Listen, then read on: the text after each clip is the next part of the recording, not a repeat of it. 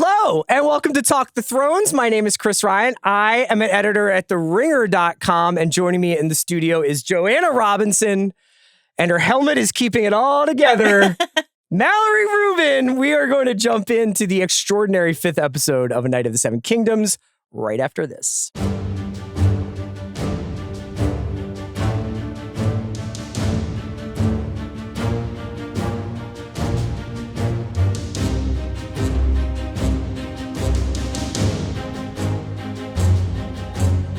All right, guys, we are back. Woo! The penultimate episode of this season. I know. Where's the time gone? I'm sad. And this is an episode about time and about what makes us. If we go back to our youth, you know, and what shapes our kind of our worldviews, we're going to get into all of that. When are we getting the Chris Ryan Philly origin? I know. Where's your flashback? Every episode of The Every Watch, podcast is really. essentially building that origin story. Why don't we do the recap? Okay, so after some forced trades and free agent signings, the deadline has passed, and we're ready to rock here at Ashford. Baelor offers to take on the King's Guard, the logic being that they are bound by duty not to harm him.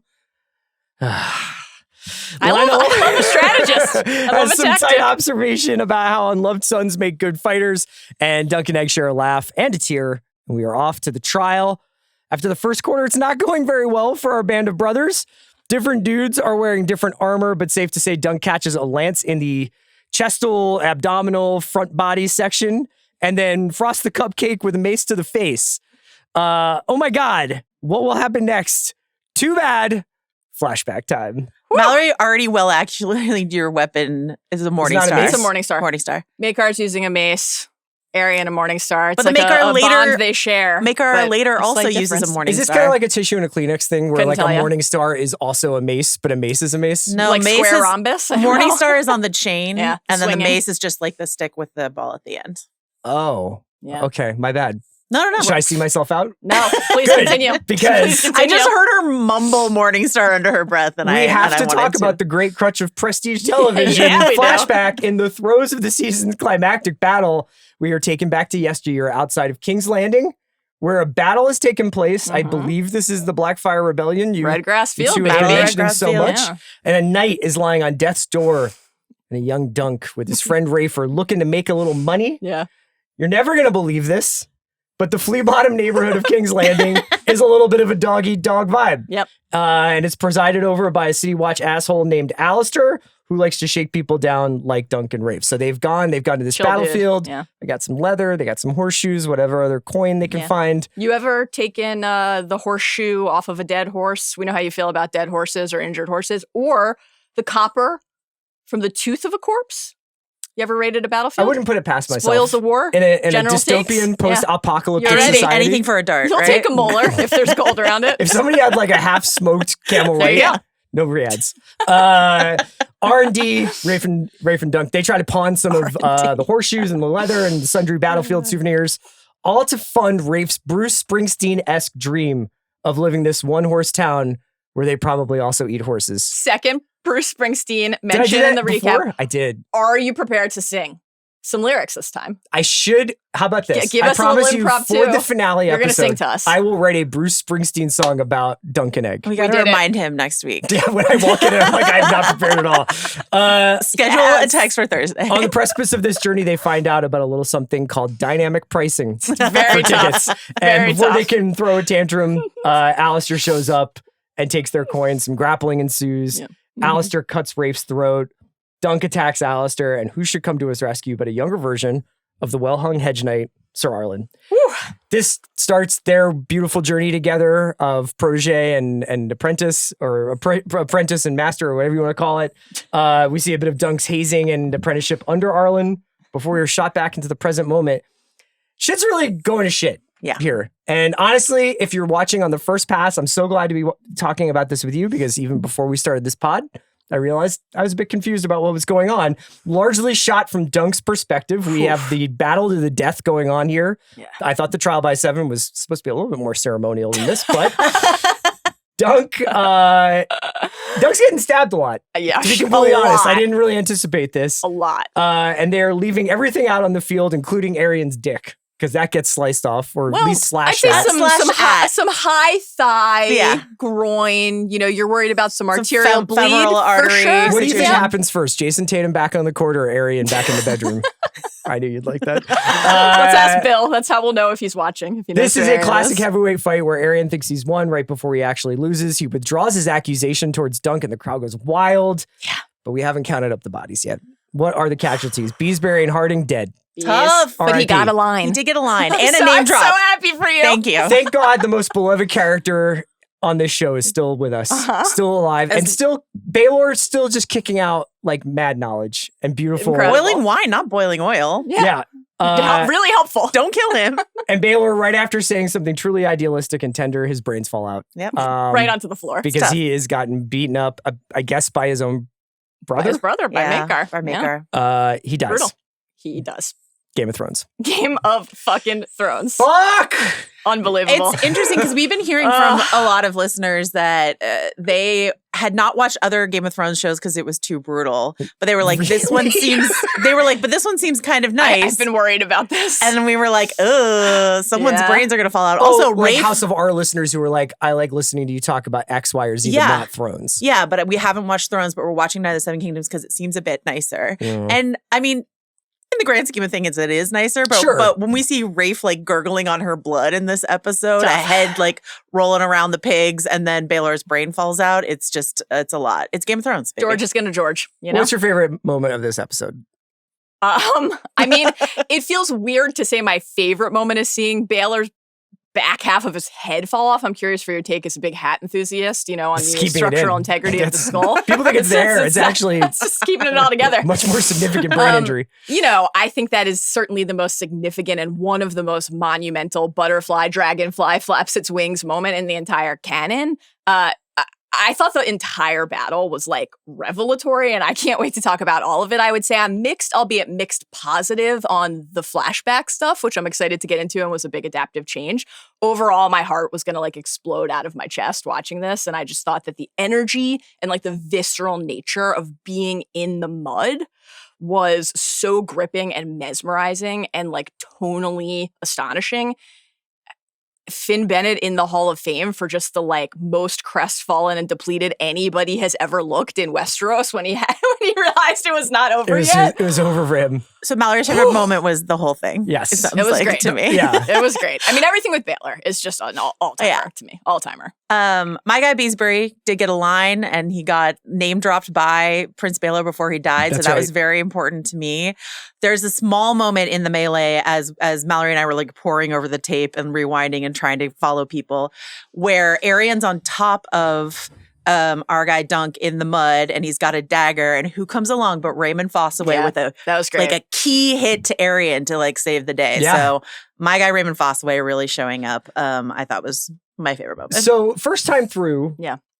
I was frustrated by the flashback because I didn't need an explanation for why Dunk might Totally. risk everything for Tanzel in his adulthood. I didn't need to I know agree. that it also is originated with a love that he had when he was a kid, and that person was also stomped out by the ruling class in some way.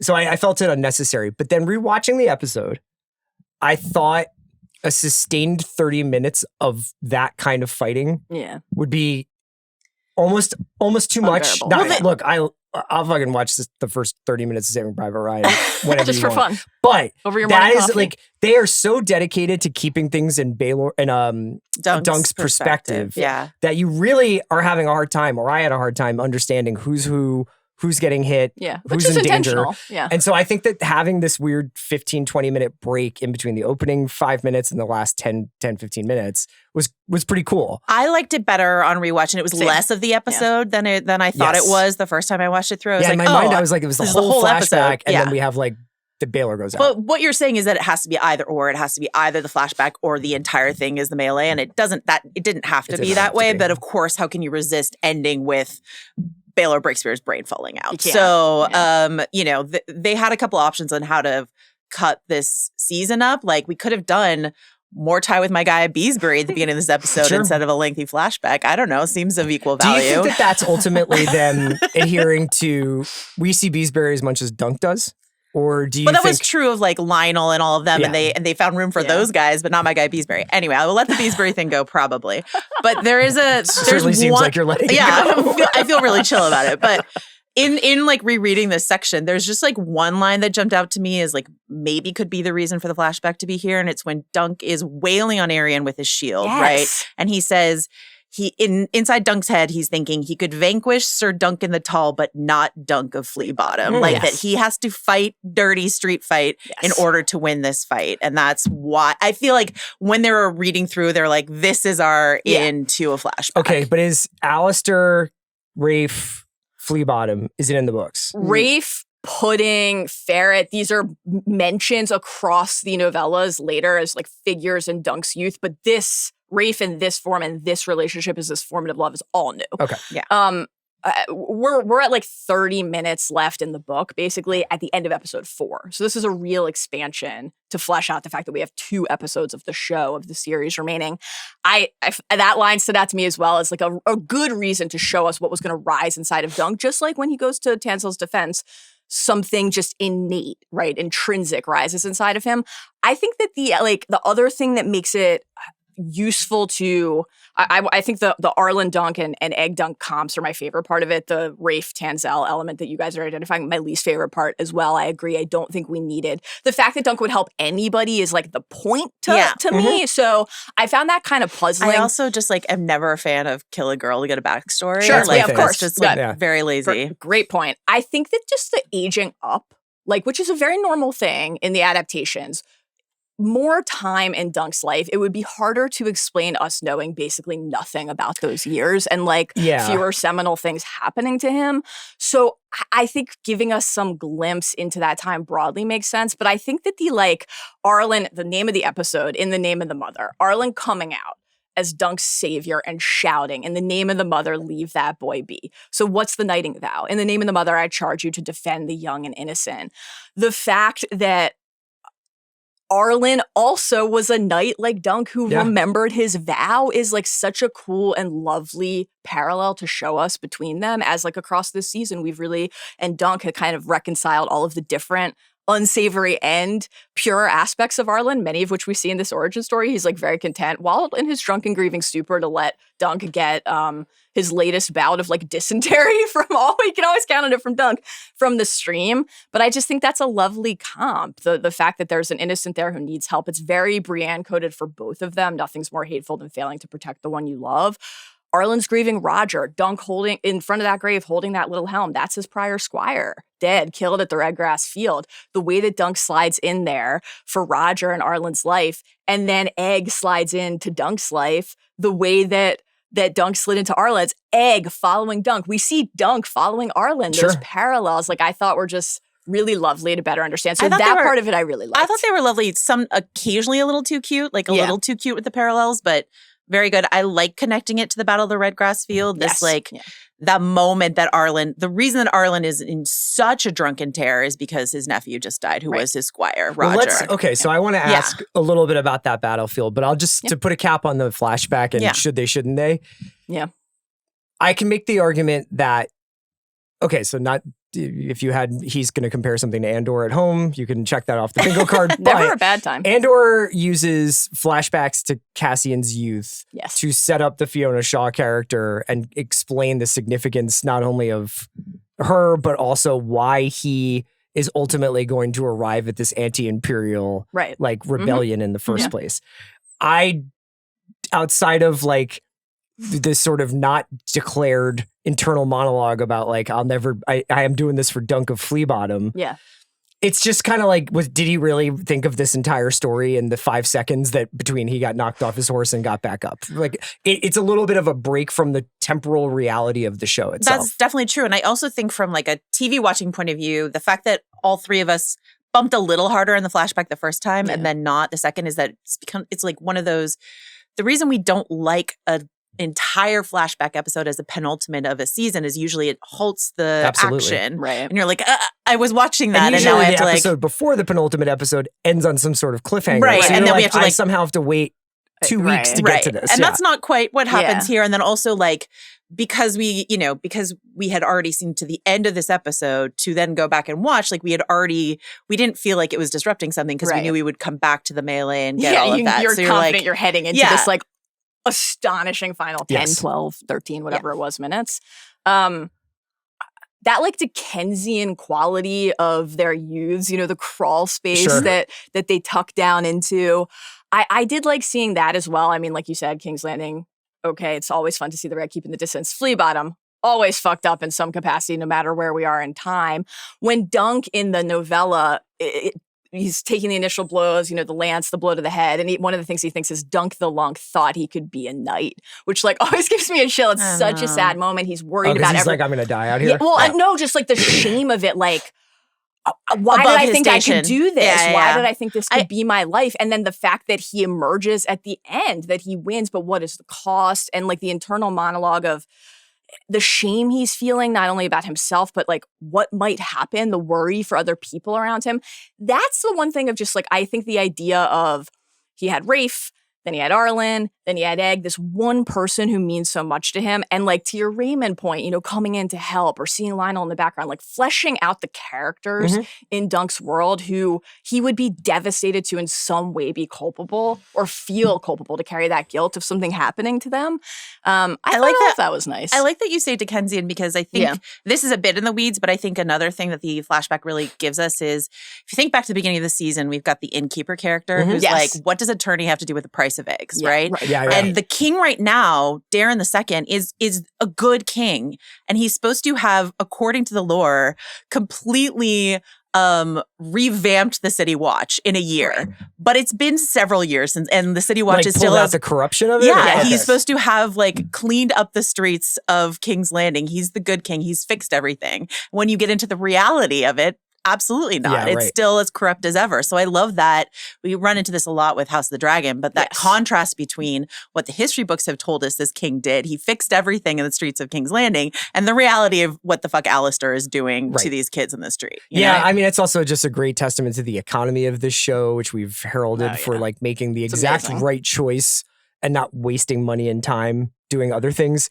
You don't have some expensive tracking shot all through King's Landing. You don't have a massive like fake version of it. It's like, this is the most important 5x9 frame. Exactly. This is everything you need to know, is that people are living on top of each other, that even when a City Watch person is shaking someone down, they get bumped into another person who's like blackout drunk or running from another crime or running. The pigs are right here. The goats are right here. Just like, a great touch. I really agree. And I loved it. It just makes it all feel so much like harder and claustrophobic. And like in comparison to with love and respect for House of the Dragon, like some of the Flea Bottom stuff we've got in House of the Dragon, like this looks more like Flea Bottom. It's like when you see like you're watching a show and it's like unnecessary drone shots to be like, great, so you're driving on a highway. Like it's like I don't need that. Sure. And what we get is what matters. Sorry. I think like the often we would critique the opposite of that. The show don't tell. We would long to see it and not just hear characters like talk about what they're thinking and feeling. But I think this was really an effective example of how sometimes tell don't show, or the melding of telling and showing. Like hearing Dunk saying to Rafe, like, well, what if it's all shit? Every place, right? Because he doesn't want to go. What if this is the best place there is? And then what we have seen just this little glimpse of it. And it's like, what a devastating insight into his circumstances and experiences so far. Because the only thing, as he voices, that matters is the person right across from him. But like, I loved that little bit of clarity into his psyche too. The fact that he was not sitting there as a young boy in the show verse, at least, and saying, everywhere is amazing and all of these idealistic views I have about honor and he wasn't like knights. Ariel, I want more. He's like, he was everywhere's like, probably horrible because every lived day of my life has taught me. It's probably that. Also like an indication to the extent that they're doing this of like a class critique where somebody born like him is probably like, this is probably all I deserve and all I'm ever going to get. You know, and I'm not like a boat ride to Dorne or wherever they were going to try and go to is not going to change my Free Cities. I also love I love exactly your point about how narrow and confined what we got of Flea Bottom was, but we also get to see Rafe and Dunk on the King's Road, which they shot at the Giant's Causeway, which they used in Game of Thrones, so like we get to like be back on the King's Road where we saw Arya leave King's Landing for the first time dressed as a boy, or where we saw Brienne say goodbye to Jomi when she and Pod are setting out. Like we've seen that location. We've seen Arya and Brienne and Pod, who are these characters we've been comparing them to. And here's Duncan Rafe just walking down the road. And they're not on the horses or in the wagons. They have to duck like they're the hobbits in Fellowship to nestle and hide. To hide from the Stokewers. The sigil approaches. Like, it's so many great little details like that. And then we see the battle. We do see the battlefield. The so why don't we do the battlefield and then we'll get into the melee. We'll get to the trial and I'll ask you the questions. I think a lot of people who are not book readers or just one-time viewers of this episode are probably like, I don't understand, like, how did Baelor, we'll get to that. Yeah. They're on this battlefield. I think almost crucially, like, the more significant scene to me was the pawn shop. Mm-hmm. And the guy being like, this shit isn't Get these leathers out of here. Yeah, because it's Targaryen. So, like, is that... No, Daemon Blackfire. The Black Dragon. Okay, so the Blackfire Pretender. Yeah. I mean, if you guys want to tag team, it's fine, like, whatever. Like, but, like, what's that battlefield and what are we witnessing the end of or the post-game of? So the Battle of the Red Grass Field, which we've mentioned a couple times because it's where Baelor and Maekar really made their reputations as the hammer and the anvil, that pincer attack that we talk about. So King's Landing's here. Red Grass Field is about here. Where are right? White Forts? Right? There's a ridge right here that's important.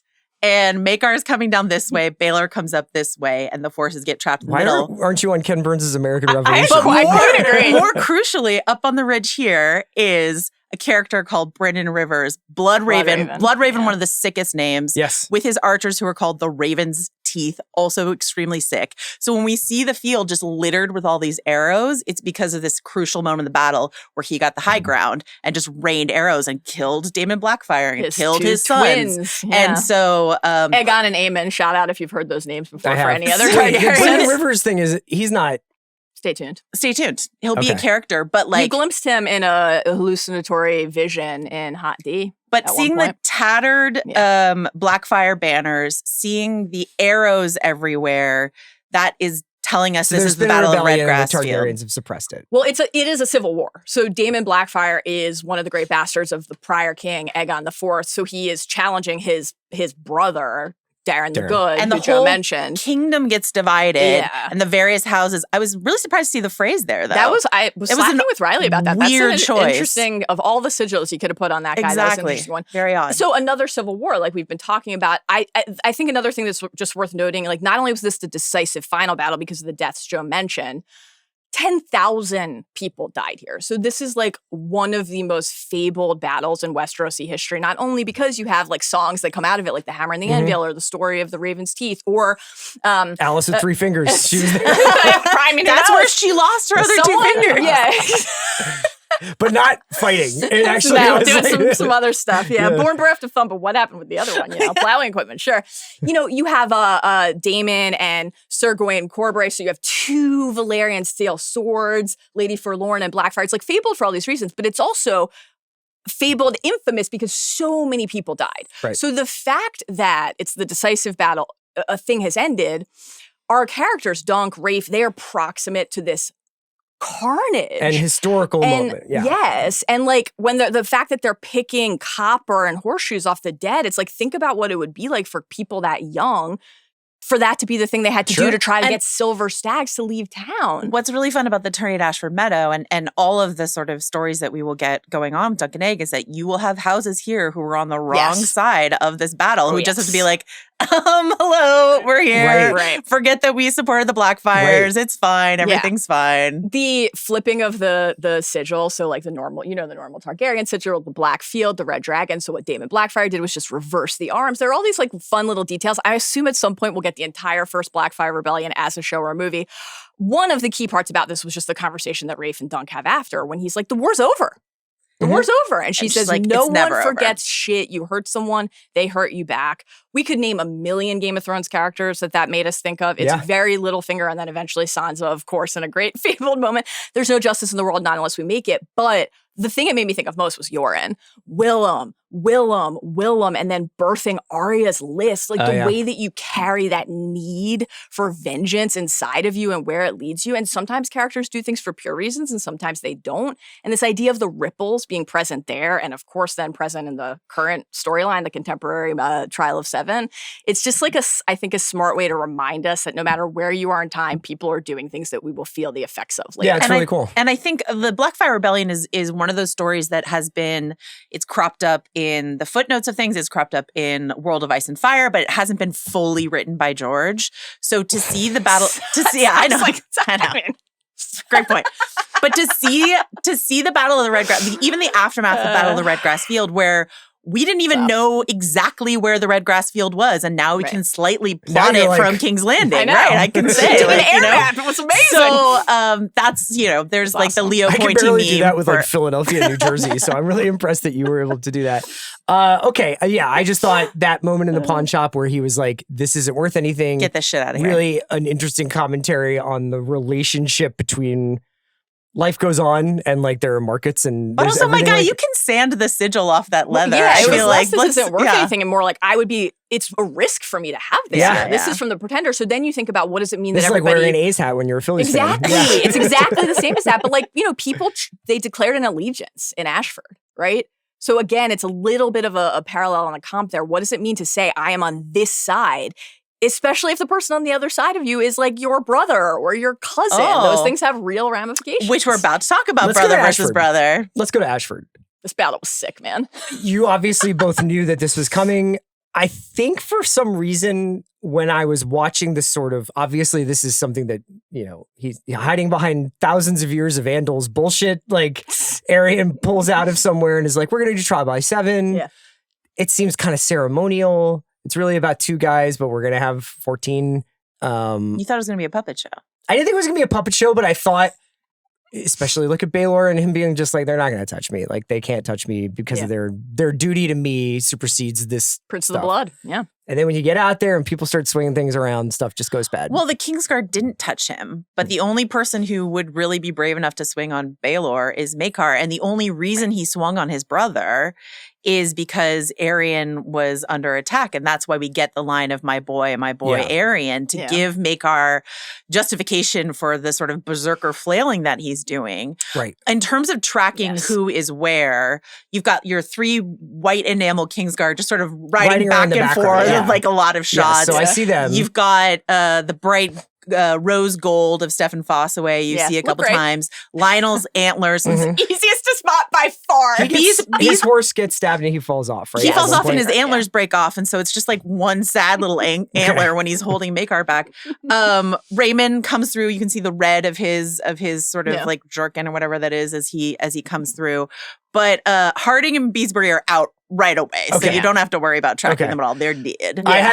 For a second, I was like, confused about who. I mean, I knew who he would eventually fight, but I wasn't sure that Dunk was fighting Aerion the entire time. And he was. It's hopefully the most distinct helm. One other person, it might have been Maekar, gets in Dunk down, but mostly it's Aerion. That's the crazy thing is like these guys are fighting, and meanwhile there are still horses doing passes, like taking shots at them. I loved that part. It's much more chaotic than I thought it was going to be. Daeron, though we do see him in the lineup, and his green silk plume that is in the book is on his helmet. He's down in the mud. Well, it's also kind of like out of commish. Ironic because he's like, I'll take a hit in the helm and then I'll just sit this one out. And so, were you able to spot first pass? You saw Maekar hit Baelor, or can I give you one hint for people who are rewatching the tape? I'm just going to describe Maekar's armor because it is extremely metal, right? It was their father who made the most fearsome appearance, however. Black curved dragon teeth ran across his shoulders, along the crest of his helm, and down his back, and the huge spiked mace strapped to his saddle was a deadly-looking weapon as Dunk had ever seen. So anytime you see someone with ridged, teethy texture on them, that's Maekar. Baelor has that sort of like crenellated sort of like folded metal, and then Lionel with the antlers. So you see Maekar knock Baelor off his horse, right? And then you see them fighting, or is it vice versa? I thought it was Baelor knocked Maekar off, but one of them knocks the other off the horse. You see Maekar take a swing at Baelor, but I actually thought that was like the front of his helm. It was. And Yeah. that was an interesting one because that specifically was and Aerion is the easiest target to spot because of the red spikes. And he's basically always with Dunk. Yeah. But that moment where they are on foot so close and Aerion is in peril. And as you said, Maekar is screaming, Aerion, my boy, and trying so hard to get through him. And he thrusts up with the mace, like up under. I had always thought that the hit would be to the back of the head. And there is one later that could just as easily be the hit. Two morning star flails later, Yeah, but like the idea that, pushing that mace up, who knows? He's wearing his son's armor. Baelor is wearing his son Valar's armor. Which he is didn't too bring tight. his own. He never intended to fight. He's not wearing a helm fitted for his head, armor made for him. He's wearing his kid's armor. Seems like it probably would have happened anyway. It could have happened anyway. Wait, can I tell you why I kind of hope that it's not hope, but I hope it's the later ones? Is because it was over. Aerion had already conceded, and then you see Baelor and Lionel holding Maekar back, and Maekar flails the twice, swing, and that is in the back. And that is in the back, and so I kind of like it better. If it's like this was all like after the whistle I think blew they're away. both over. I love kind of any of it. Like they're both so fucked up and tragic, and George R. R. Martian and Thronesian in the best, most like kind of sick and disturbing way. Either it's a humanizing thing for Maekar because he's trying to go reach and help his kid, even though that kid is a piece of shit. That's like something that can soften you just a touch. If it's after Aerion has yielded, then it's like, oh my God, a matter of seconds, just like Egg stops that horn from blowing by a millisecond. Mm-hmm. If that doesn't happen, it's done. Dunk has lost. The cool thing about the reason why I was anticipating this being a little bit more ceremonial or a little bit more mannered is that like I almost like the idea of like quite literally, and then as a storytelling device, fog of war, and that this got too real too fast for everyone involved, and they were all like, "Oh shit." Like, I kind of thought Aerion was going to take this guy out in a second, and he didn't. Right. And now we're all flailing at each other. Right. And that it just gets kind of chaotic, and nobody can control it. I mean, Baelor does say to his side at the start, like, they're going to try to kill you. Yeah. Right? So that warning is, like, issued and understood. Just like last episode, when they learned it was a trial of 7, Raymun was like, Dunk, like, that means lances of war or morning stars. Like, this is not a tourney joust. This is the real shit. So everybody who's a part of this knows what could happen. But I think you're definitely right that the physical setting, the misty quality of the air, which weirdly, even though Hardhome could not be more distinct from this in like every respect, the two battle comps I thought of most here were Battle of the Bastards because of kind of like the way the cameras used, but also the like suffocating, oppressive when the mud goes into his helm. Yes. And then Hardhome, just because of the, obviously that's supernatural, that's very distinct, but the pairing of like close combat between a couple figures we're focused on and then utter chaos around, including the fact that you can't see in that case through the snow and the ice and the clouds. And here there's like, obviously in a different form, a similar quality where it's just impossible for anybody to know if anyone else is okay. So you have their anxiety in addition to the real terror of what they're fending off in front of them. But to your point, Chris, I think there's an inherent truth to what you're saying because really, if they had their wits about them, Maekar would have never swung that way on Baelor. Sure. They snipe at he snipes at him a little bit, but they love each other. Because I kind of thought it was going to be like a hockey fight where like two guys are going at it, but the rest of them are just pulling at each other's jerseys and are just like, all right, like. But the last time this happened, 13 out of the 14 guys died. And Maekar the Cool's Trial of 7. Maybe should have brought that up. I mean, there's the hubris of that also. Let's also talk about the significance of what Baelor says to Dunk before he dies. So Baelor comes into the tent. He's got some medical advice for how to boiling wine. Very important. Not oil. Demetalize Dunk's skin, I guess. That sounds unpleasant. All of the injuries seem bad, and they all looked like they hurt. But the lance tip pushing your chainmail into your flesh. I just feel like that's an infection. It's a no for me. Yeah, it's for sure. Not if you put boiling wine on it, Chris. Have you tried it? And if only Arlen had some boiling wine, he would have been fine. Dunk Bensony to Baelor and is just like, I'm your man. Oh like, I want to basically be, your bodyguard or whatever. I want to be in your coterie of knights. And Baelor grants him that. And through like the pulp of his face. Yes. He is fucked up. Yes. Yeah. And, I thought that was significant because look, regardless of what happens next episode and what happens in the future, this guy's just maimed a prince. He gets his Aerion's uncle basically co-signs him after, yeah, of course there's been like a trial and he wins the trial and like the accusations are dropped. Yeah. But Baelor is like, you're a real one. And I wanted to know if there was You're the best. any significance in the same way that Dunk is like, you guys weren't there, but Arlen made me a knight. Would there be a ripple effect of there's only a couple of witnesses to Baelor saying what he said to Duncan? Well, I think what's really helpful here is that Egg is there. Sweet little Egg. And I mean, I don't know how much, and Sir Raymun Fossoway Sure. is there. Steely Pate. I don't know how much Goodman Pate's word is going to do in the court, but Pate might need some therapy after being the one to pull the helm off.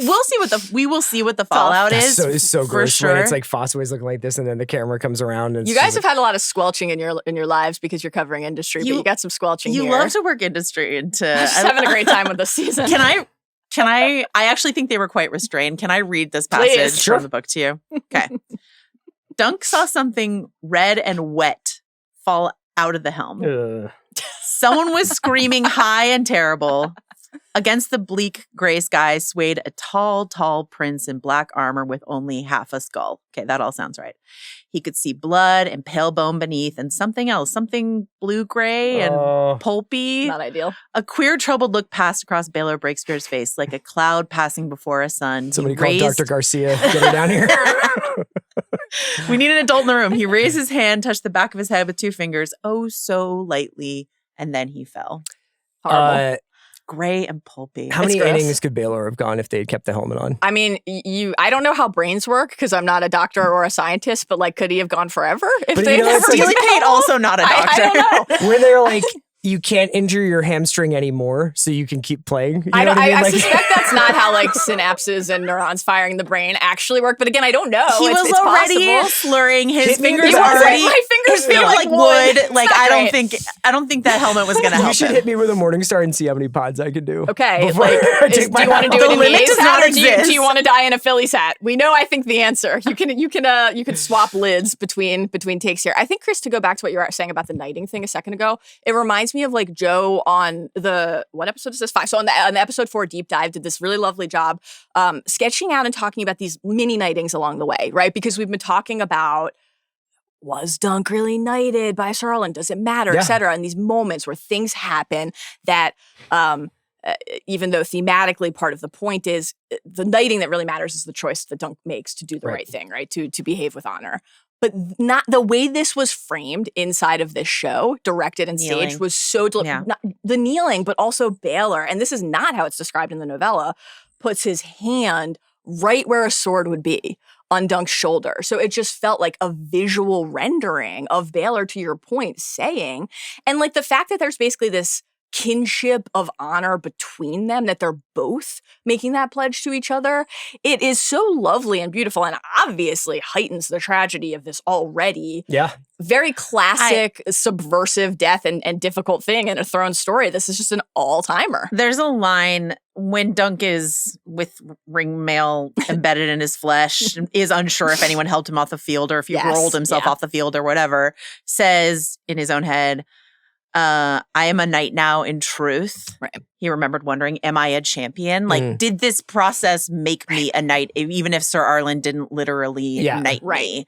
Is this one of those moments? And then to your point, like, about where you go from here and what people make of this, like, I think to your Aerion point about he fucked up a prince, like, this is sanctioned. Everything that happened on that field is valid, but people will feel a certain way about it, right? So, like, the other thing that's going through Dunk's mind, this idea of like, okay, well, I'm a champion, but is this the way he would have wanted it to be? Of course not. Like this thing that happened, when Baelor falls on him, you asked last week about Daeron's dream, right? You're like, well, we come back to that. So here it is. The dragon because falls. what Daeron said to Dunk in episode 4, I dreamed of you. Have a little exchange about how Daeron doesn't remember that he's already told Dunk that. I have seen you, sir, in a fire and a dead dragon, a great beast with wings so large they could cover this meadow. It had fallen on top of you, but you were alive and the dragon was dead. Did I kill it? That I could not say. So does that dream also apply to other events in the canon? Like that's always one of the fun things Stay about tuned. dreams and prophecy. But undeniably, even if the answer is yes, it fits other things, it fits this. And Baelor not only falling on Dunk, literalizing that moment, but the idea of the shadow of the wings, the idea of Baelor as a figure of such heft and consequence, and that the shadow of his death will be as big as the shadow of his life, right? Like, we've read the World of Ice and Fire quote before the first part of it.